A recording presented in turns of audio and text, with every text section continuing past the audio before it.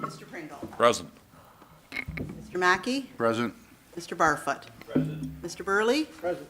Mr. McQueen sends his regrets. Warden Halliday. I'm here. Ms. Patterson. Present.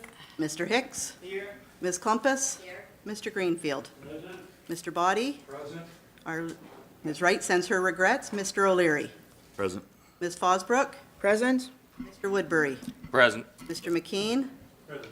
Ms. Ardell. In attendance. Mr. Eccles. Counted for. Mr. Bell. Present. Well, thank you for attending this morning. We've all been through probably an interesting week. Some of us have gained some and some of us have lost some, but we've all been in the game, so I appreciate everybody that went to the polls and let's say, made their decisions. That being said, let's move on to declaration of pecuniary interest. Anybody who has a pecuniary interest, they can declare it now or when the occasion rises. So the first order of business is the adoption of minutes, and that's the minutes of County Council meeting and Committee of the Whole meeting dated October the 11th, 2018, and the resolutions contained therein be adopted as presented. Put that on the floor. Councillor Barfoot, Councillor Hicks, on the floor, discussion. Councillor Fosbrook, then Councillor Eccles. Councillor Fosbrook. Thank you, Mr. Warden. I would just like to comment on the correspondence from the last agenda.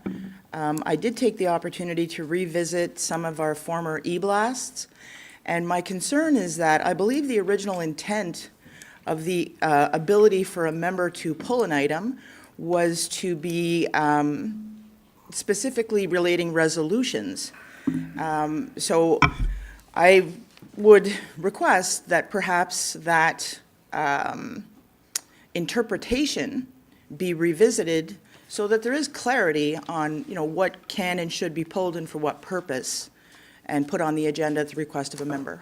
Thank you, sir. Thank you for those comments. I think the clerk has said that those processes are under review, and we're dealing with some information that came from a report, which now has to be enshrined in legislation. So thank you for that. And Councillor Eccles. Thank you, and it's on the same item. As it was put forward here on the floor 2 weeks ago, and your denial of what was in the report, and I was wondering whether you had asked the papers and or the reporter himself for a retraction from the statements that were recorded. I didn't ask for any retractions. The information that I provided is true and can be proven, but I was in an election mode, like a lot of us were, and I didn't want that to become an issue at the time of the election. So therefore, I have not pursued it. I forgave the papers for the mistake. Any other questions? All in favor of the motion? Motion is carried. Thank you very much. Thank you for the comments. The next is the Committee of the Whole closed meeting minutes dated October the 11th, 2018, be adopted as provided to County Council. Put that on the floor.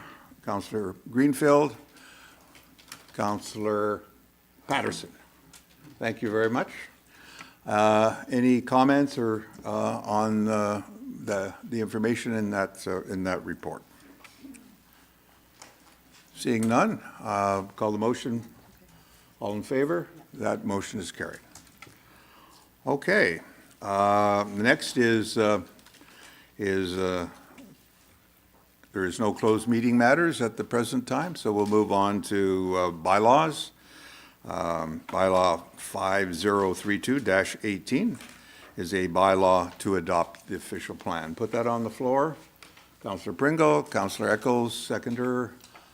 Discussion, and I don't know whether, Randy, you're going to make any comments.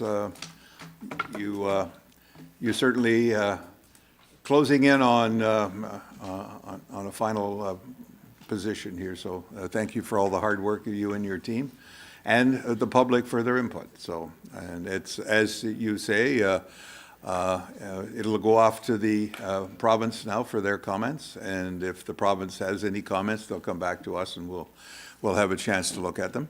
And then it's lock and load, and we can start to implement some of the good things that are in that plan. Any comments? Bob? Thank you, Mr. Warden. Through you to Randy, what will be the turnaround, Randy? Should we know by the end of the year what the province's opinion is, or will they give it its blessing fairly soon?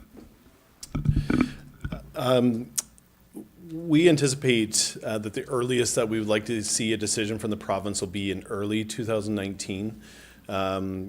By the time, we have 15 days from, assuming this bylaw gets adopted today, we have 15 days to get the package off to the province. So we submit a hard copy and digital copy of pretty much everything that has gone on with Recolor Gray, so it'll take a bit of time to do that.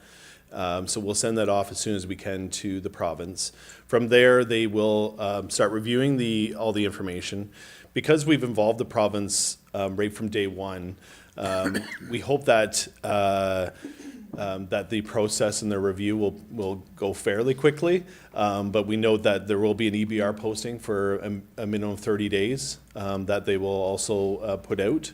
So looking at holiday break and everything else in between there, so we think that the earliest will be in the first quarter of 2018 before we hear back from the province at this stage. Thanks for those comments. Any other questions? Yes, Councillor Fosberg.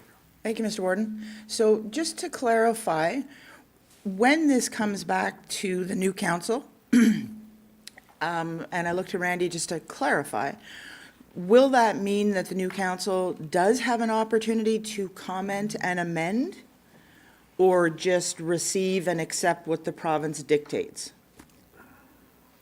You want to speak to that, Randy? Sure. Through you, Mr. Warden. So we're hopeful that the province will provide us with a draft of the modifications. Through discussions with them in the past, they've indicated that they will be providing us with that draft modification list prior to issuing their final approval. We hope that there's a sufficient of time where we can bring that forward to council, have a discussion with council, provide any comments and feedback back to the province prior to them issuing final approval. Ultimately, it's up to the province in terms of their timelines and how they wish to proceed and move forward. But we're hopeful that, given the changes to the Planning Act, given the perspective that there won't be an opportunity to appeal the province's decision, we hope that there will be sufficient time for us to have that discussion with council, to offer comments back to the province. Ultimately, the province will make the decision. We hope that they'll take our comments into consideration on the draft modifications, but ultimately the province will decide in the end. Thank you for that. Any other questions? Yes? I still have concerns that the official plan as drafted does not meet provincial legislation in certain areas, and I will not be supporting this. Thank Those you. are my comments. Thank you. Thank you. The province will make its comments known. Yes, Councillor Barfoot. Thanks, Mr. Warden. Councillor Mackey and I were just having a little discussion. So, How are you? just on process, I guess. So, if this bylaw passes, then that means that County of Grey passes it, moves it forward. Then it's up to the province to make their comments and come back. So the county won't have to pass any other bylaw with it. It'll be brought back and enacted here. So the new council won't have a process of saying, we don't agree with what was submitted. It's here. Yeah. Yeah, Just okay. trying to be very clear moving forward with the process. Right, it's, Yeah, Yeah. that's absolutely correct. The province so following adoption of this bylaw, hopefully today, the province will make the final decision. Once their decision is made, it's final. There's no opportunity for appeal of that. In the past, with the last 5-year review, there were modifications that were made to the official plan policies. The province at that time provided us with a copy of that draft modification list prior to them actually issuing final approval. And there were some changes that were made based on discussions that we had with provincial staff before it got finalized. So we're hoping that process will be part of this process going forward as well. And we're hoping that we can have that discussion with council on those comments. But at the end of the day, like you indicated, there won't be any requirement for this council to pass another bylaw preceding the province's decision. Okay, so the bylaw becomes part of our legislation. Any other comments? Yes, Councillor Eccles. Thank you. And through you to Randy, just as a calendar of events, Randy, this Recolor Gray, we started 3 years ago, give or take, to get this process in place, and we're here now getting this. So quite obviously, Grey County planning staff and Grey County Council are getting considerably better at this. That the last time we did a 5-year review, it took us 5 years. So we've got it down to 3 years now. And in another 5 years, when we go through the review, we'll be down to 18 months to go through the process. A little bit of humor there, but congratulations. It is, obviously 300 and some odd pages, and all the public consultation that's gone into. Congratulations to you and your staff for getting this mammoth job done, and it's probably one of the biggest that the county has. Any department, not saying that there isn't great work done by all the rest of them, but this is one of the most mammoth of any of the departments. So congratulations to your department for getting it done. Well, thank you. Thank you for those comments. Preparing an official plan is probably boring, but really you guys made it fun, all right? And I really like how you used our county concept of color it your way. All those were great things, and accolades to everybody that, that thought of that process. So to be congratulated on that. So any other comments on the fish plan? Yes, Councillor Barfoot. This is, as has been mentioned, was a lot of work, I think, and contribution from everyone. So I think we owe it to our ratepayers to show the process. So I would request a recorded vote on this motion, Mr. Warden. That's acceptable. That we shall have, and the clerk will, unless there's other comments. I don't see any other comments. Then yes, Councillor McGee. Thank you, Warden Halliday, and I apologize for being away at the last meeting, but the only concern I have, and I've expressed it before, was the move to allow for more severances in the rural area. And I understand that the county has put in a caveat, I'll call it, that the lower tier can be more restrictive. I just wonder if you would indulge me, if Randy could just give me a little idea how that might work. I'm just worried that somebody's going to take that to LPAT, and it's our lower tiers are not going to be able to be more restrictive. Okay, that's a decision that Randy can bring forward. I know Grey Highlands is more restrictive. Sorry, I'll move up here. Great question. Thank you for that. As part of council's last meeting, there was a recommendation to increase the rural lot density by 1. Currently, 2 plus the retained are permitted. This would move to 3 plus retained for a 40-hectare rural lot. What we recommended as staff, if council were to proceed in that fashion, to include a statement in the official plan indicating that local municipalities can be more restrictive, just so that it's clear and transparent that municipalities have the ability to be more restrictive in their local official plans when it comes to rural lot density. We have some examples that in local official plans where they're even more restrictive than our current official plan today. And that was approved by the county, accepting not in conflict with official plan, but still affording the municipality's ability to be more restrictive. We wanted to include a wording or messaging and it's clear that is probably more active local official plans on this policy perspective. So if they choose to continue with the 2 plus retained, they have the ability to do that. Thank you. You're smiling. So. One question, if I could, Randy, your opinion, will it stand up to LPAT? Go ahead. Through you. Yes, in my opinion, it would. Any decision with respect to going forward under the new LPAT rules, you have to look at all the official plans that are in effect. even though the county official plan may be more permissive, the local official plan can, in this case, be more restrictive. And so as a result, in my opinion, that decision and consideration for the local official plan should be considered by the LPAT. I can't predict in terms of whether the LPAT will make a decision, because it always varies based on the case, on a case-by-case basis. But from a policy perspective, local municipalities can be more restrictive, and we as including this wording in our official plan, it's clear that municipalities can be more restrictive in this policy area. Okay. All right. Thank you, Randy. Everything ready to call the vote? Okay. Counselor Pringle. Yes. Counselor Mackey. Yes. Counselor Barfoot. Yes. Counselor Burley. Yes. No. Halliday. Yes. Counselor Patterson. Yes. Counselor Hicks. Yay. Counselor Clumpus. Yes. Counselor Greenfield. Yes. Counselor Body. Yes. Counselor O'Leary. Yes. Counselor Fosbrook. No. I take the $25, please, sorry. Counselor Woodbury. Yes. Counselor McKean. Yes. Counselor Ardell. Yes. Counselor Eccles. Yes. Counselor Bell. Yes. Okay, the motion is passed, 81-4. Thank you for that. And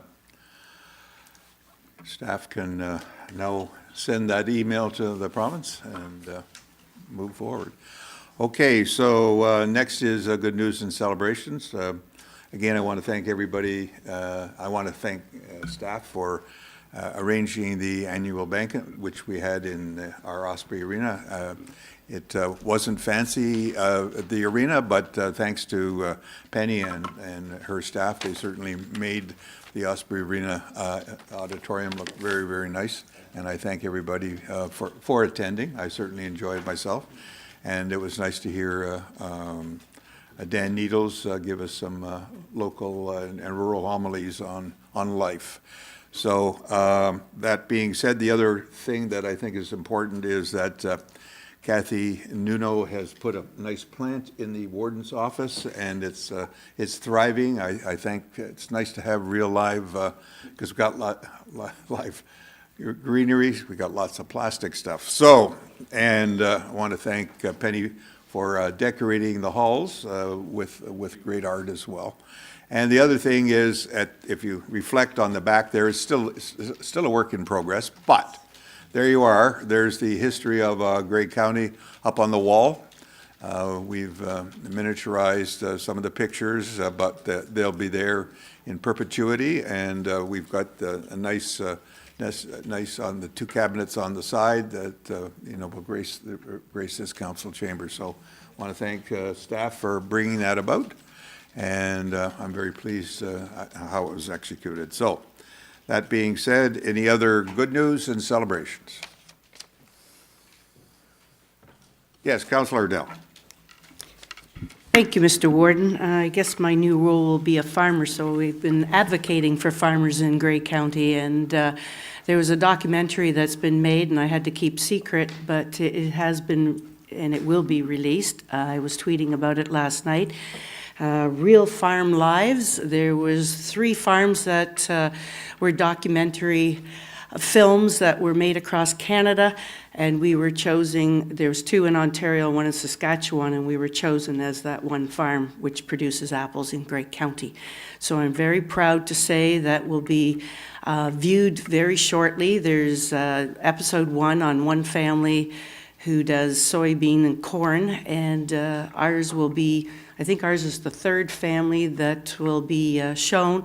And it's shown about succession planning and how our son hopefully will one day take over the farm. We're not ready to give it up yet, and his accounting background will play a vital importance to farming in Canada.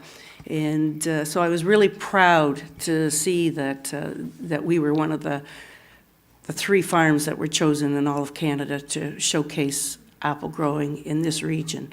So on innovative farming, because we're a test pilot for Canada as well. We've always planted innovatively, but now we are planting 4,000 trees to the acre. And we have a test pilot, and we have ordered, I don't know how many more thousands of trees for next year with this 4,000 trees per acre. So you will be seeing a lot more trees going in this new form of planting. It's on a V-trellis system, and we're planting Honeycrisp and Gala and another new strain that still has a number to it and no name on it. Secret, eh? It's a secret. Okay. I don't even know the name of the apple yet, so it's new to Ontario, so we'll see how it goes. But just be proud for Grey County that apple farming is being innovative and we're still growing. Thank you for that, Gail. That's congratulations to you and your family, and it's great to have innovative things happening in Grey County. I stopped by Grandma Lamb's yesterday on the way south and bought some more Honeycrisp. I can't keep enough of them in stock. It's amazing the price you have to pay for them, but they are worth it. So. If I could just mention, it's www.realfarmlives.ca, and the episodes will be played on there, and they had drone work and actually picking up the garbage and trash on Grey Road 40. So, because we still do that. So that's in there as well. Well, thanks for that. And perhaps our clerk can send us that link. It'll be enshrined in the minutes. But, yeah, thanks for that. Obviously, anybody else got any good news or celebrations? Councillor Eccles. Just a little bit of clarification, seeing as October the 17th came, that plant that's in the warden's office is just for medicinal purposes only? Yeah, yes, absolutely, yes. Okay, very good, thank you. I wanted that clarification. Thank you. It's fast-growing, though.